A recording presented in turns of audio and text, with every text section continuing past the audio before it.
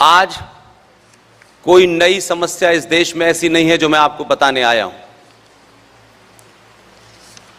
आज भी 2022 के भारत में सत्ता का परिवर्तन भले ही हुआ हो, लेकिन अभी भी सत्ताधारी पार्टी के लोग भी सच बोलने से कतराते हैं।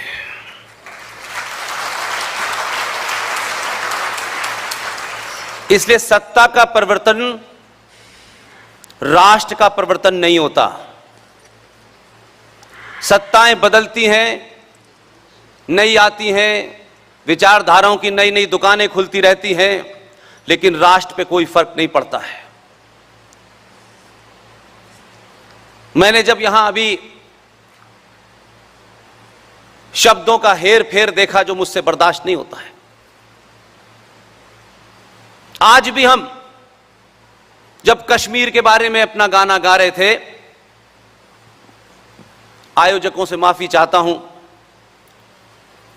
क्योंकि मैं ऐसा कोई पाप करके यहां से नहीं जाऊंगा कि मुझे मेरा ज़मीर इस बात के लिए सवाल करे कि मंच पे कुछ बड़े लोग बैठे थे तो आपने सच बात नहीं बोली। कश्मीर के गायन में कहा गया, दुष्टों के कारण कश्मीर में कश्मीरी पंडितों को भागना पड़ा। 2022 के भारत में भी हम उन्हें दुष्ट कह रहे हैं जो कि इस्लामिक आतंकवादी हैं, जो इस्लामिक जिहादी हैं। इस्लाम की आइडियोलॉजी के चलते कश्मीरी हिंदू पंडितों को वहां के मुसलमानों ने पाकिस्तान के मुसलमानों के साथ मिलकर मारा। इसलिए वो दुष्ट नहीं है, वो इस्लामिक जिहादी हैं। और आज अगर हम उन्हें शब्दों से दुष्ट कहते हैं तो इसका मतलब है कि सत्ता का परिवर्तन हुआ है, लेकिन समाज में अभी भी लोग डर व्याप्त है। ये वो दौर है जब आपको और मुझे आने वाली पीढ़ियां इसलिए माफ नहीं करेंगी कि हमारे पास अपनी बात कहने का कोई माध्यम नहीं था।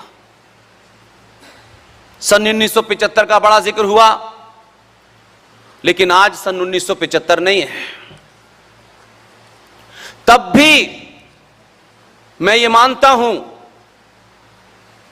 पार्टी कोई सी भी हो, पार्टी का सिर्फ ध्येय होता है सत्ता तक पहुंचना।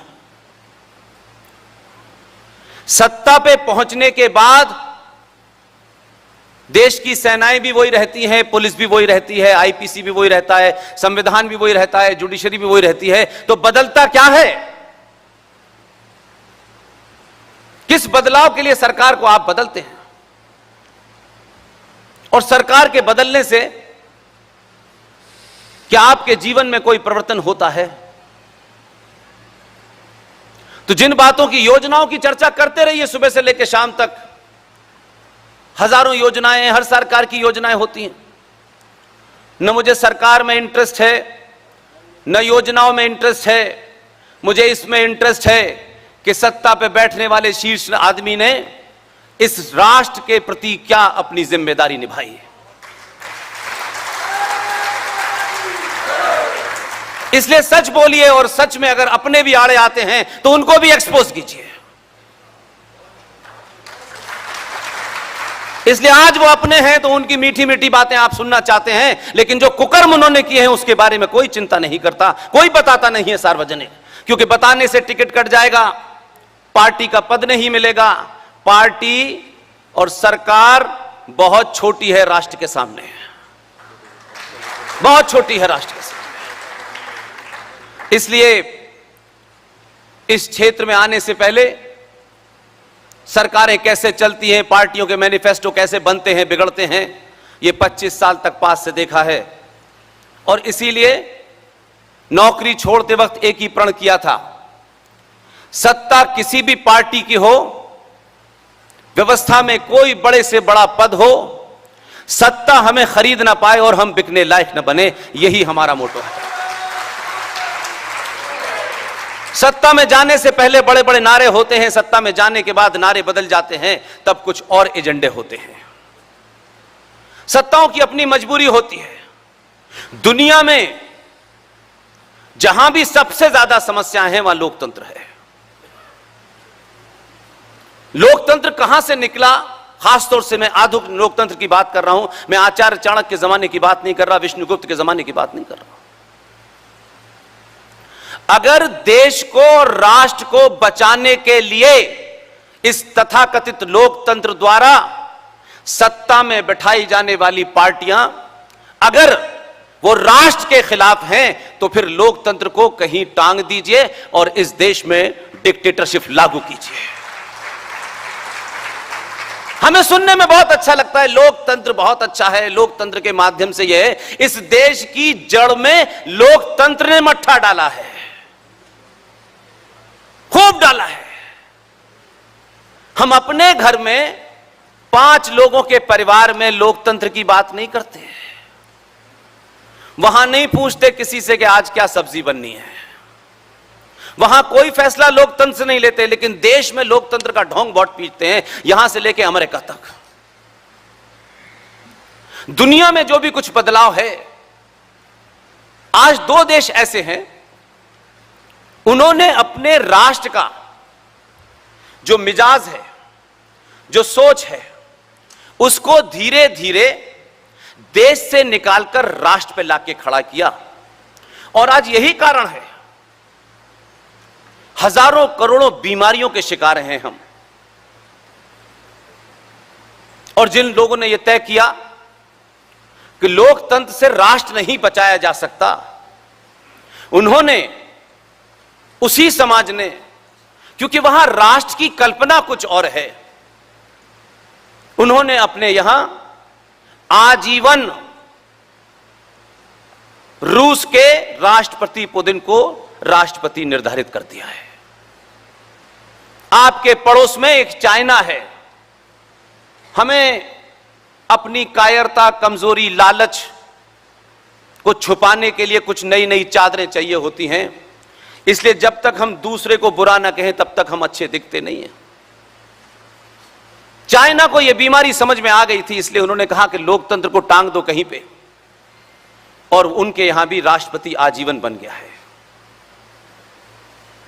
इसलिए इन दोनों मुल्कों को पूरी दुनिया में देखिए, ये अपने राष्ट्र के हित में फैसला लेते हैं। इसलिए नहीं लेते कि बहुत सारे लोगों ने इकट्ठे होकर के हमें बहुमत दे दिया है तो हमारी सरकार है, सरकार काम अच्छा कर रही है, लेकिन बहुमत नहीं है तो तोड़ जोड़ के फिर हम महाराष्ट्र में सरकार बना लेते हैं।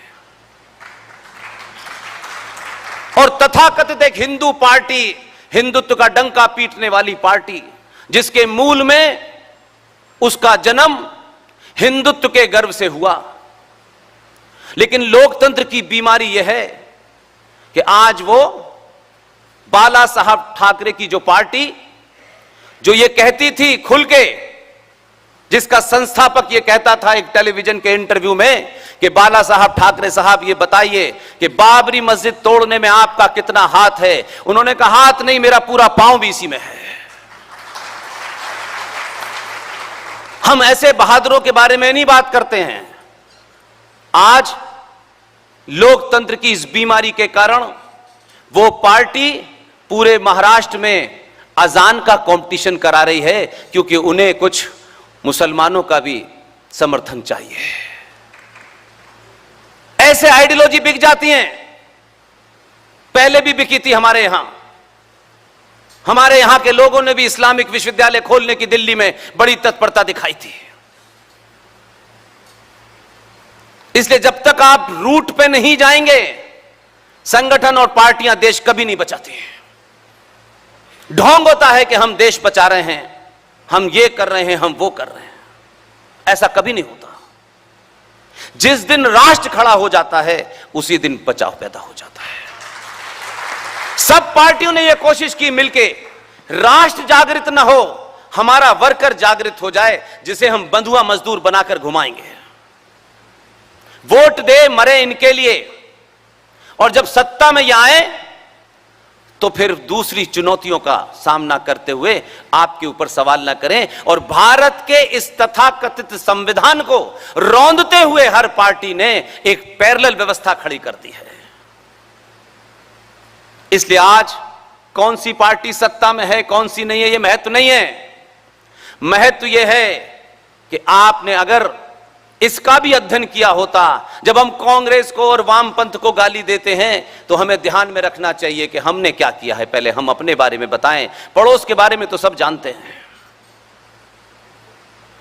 हमने एक पैरेलल व्यवस्था खड़ी की इस देश में, जानबूझ के की हमने, होने दी हमने।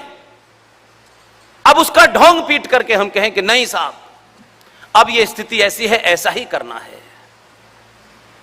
इसलिए जो काम हमारे दौर में गलत हुए हैं, आप सब जानते हैं, पत्रकारिता का जीवन रहा और उसके बाद इस्तीफा दे दिया, और आज से लेकर के जब तक अंतिम सांस है, न किसी पार्टी, किसी संगठन का कोई सदस्य बनने की मुझे कोई शौक नहीं है।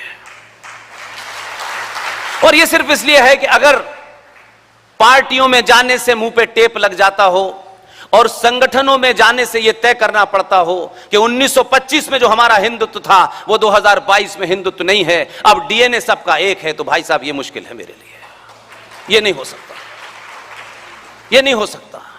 मेरी निष्ठा राष्ट्र के प्रति है, किसी व्यक्ति विशेष और संगठन के प्रति नहीं है।